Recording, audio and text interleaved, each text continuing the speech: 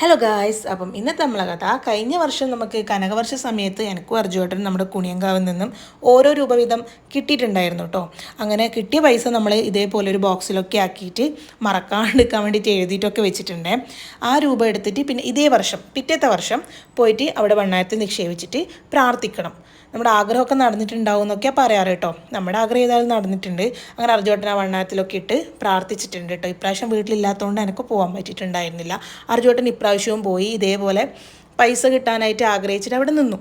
അങ്ങനെ ഇപ്രാവശ്യം അർജുവേട്ടന് കിട്ടിയിട്ടുണ്ട് കേട്ടോ. ഇങ്ങനെ പൈസ അറിയുന്ന സമയത്ത് നമുക്ക് പൈസ കിട്ടുമ്പോൾ ഭയങ്കര സന്തോഷമാണ്. നമ്മുടെ എന്തെങ്കിലും ആഗ്രഹം നടക്കും അല്ലെങ്കിൽ നടക്കാൻ പോകുന്നുണ്ടെന്നൊക്കെ ഒരു വിശ്വാസം.